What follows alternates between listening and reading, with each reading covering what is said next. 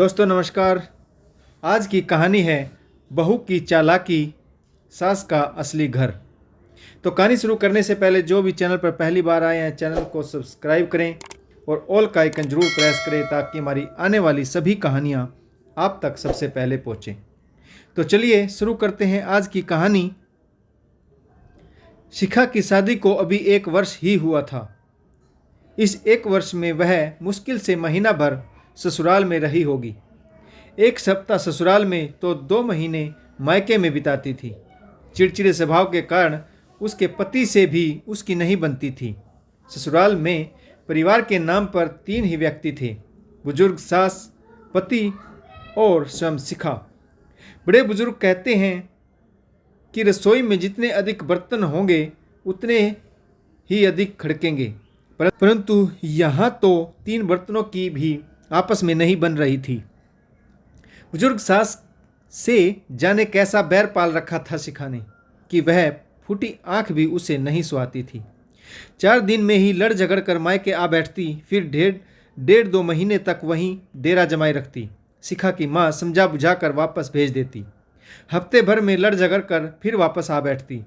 लाख समझाने पर भी कि बड़े बुजुर्गों की बातों का मन पर नहीं लिया करते, वह हमारी भलाई ही चाहते हैं, परंतु शिखा के दिमाग में माँ की कोई बात घुसती ही नहीं थी।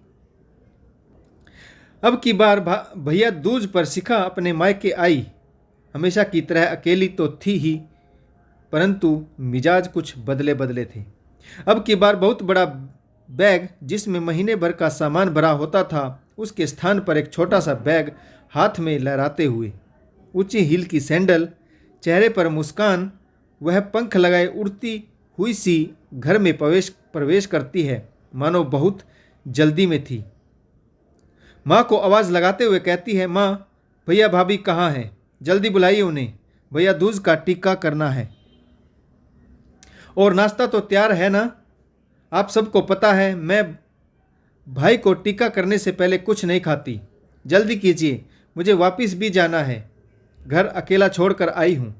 शिखा की माँ कमरे से बाहर आते हुए कहती है, तुम्हारा भाई बाथरूम में नहा रहा है और भाभी नाश्ता तैयार कर रही है। ऐसी क्या पंख लगाकर आई हो जो उड़कर जाना है? 2-4 दिन रुकेगी तो सही। बैठ और सुना। तेरी सास, दामाद जी घर में सब ठीक है ना? हाँ माँ, सब ठीक है घर पर। जल्दी करो, सिर्फ 4 घंटे की कह कर आई हूँ पड़ोसन को। 1 घंटा आने का, 1 घंटा जाने का और 2 घंटे ठहरने के। तुम तो जानती हो ना आजकल शहर में कितनी चोरी चकारी हो रही है। किसी को भनक भी लग गई ना कि घर में आज कोई नहीं, तो सारा सामान साफ हो जाएगा। शिखा की माँ ने आश्चर्य से पूछा, घर में कोई नहीं? तुम्हारी सास किसी रिश्तेदार के यहाँ गई है क्या? अरे नहीं माँ, तुम्हारी लाडली समधन अब गांव वाले पुश्तैनी मकान में रहती हैं। या यूं कहिए कि आपके दामाद से कहकर मैंने उन्हें वहां भिजवा दिया है। यहाँ सारा दिन यह नहीं करना, वह नहीं करना, यहाँ मत जाओ, वहाँ मत जाओ, बस सारा दिन मेरे सिर में और मेरी नाक में दम रखती थी। वहाँ पुश्तैनी मकान की देख रेख भी हो जाएगी और मुझे भी चैन की सांस मिलेगी। शिखा की माँ को अपनी बेटी से ऐसी उम्मीद नहीं थी। उन्हें यह सुनकर बहुत धक्का लगा और उन्होंने कहा, ठीक किया बेटी, आजकल की युवा पीढ़ी बहुत समझदार हो गई है। हल्दी लगे ना फटकरी, रंग आए चोखा। पुश्तैनी मकान की देखरेख भी हो जाएगी और कोई चौकीदार भी नहीं छोड़ना पड़ेगा। 1 पंथ 2 काज। कल ही तुम्हारे भैया भाभी भी यहाँ यही कह रहे थे कि मुझे और तुम्हारे बाबूजी को गांव भेज देते हैं। वहाँ के खाली पड़े मकान की देखरेख हो जाएगी और तेरे बाबूजी जमीन भी संभाल लेंगे। यह सुनते ही शिखा ने तीव्र स्वर में कहा, क्या माँ, भाई का दिमाग खराब तो नहीं हो गया है? इस उम्र में आप लोग गांव में रहोगे, वह भी अकेले? शर्म नहीं आई भैया को ऐसी बात कहते हुए?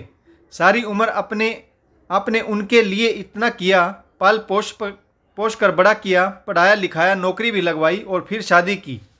क्या यह दिन देखने के लिए कि जब आप लोगों को सहारे की ज़रूरत हो तो आपको अकेले गांव में भेज दिया जाए?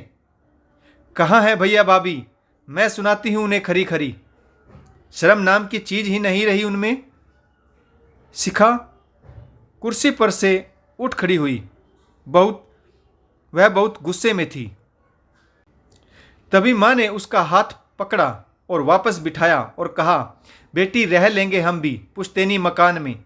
तुम्हारी सास भी तो रह रही है, फिर हम क्यों नहीं रह सकते? वह भी तो किसी की माँ है। जब उनके बहू बेटे ने उनके बारे में नहीं सोचा तो फिर हमारे बारे में कौन सोचेगा? यह तो रीत है। बूढ़े माँ बाप किसी को नहीं सुहाते, लेकिन उनके पास तो कोई सहारा भी नहीं है। मेरे पास तो फिर भी तेरे बाबूजी हैं। शिखा के दिमाग में बिजली सी कौंध गई।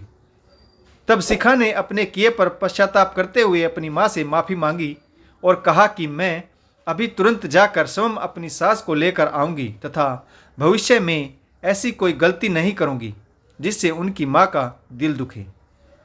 तो आपको यह कहानी कैसी लगी कमेंट्स करके ज़रूर बताइएगा। कहानी पढ़ने के लिए आप सभी का बहुत बहुत धन्यवाद। जय हिंद, वंदे मातरम, भारत माता की जय।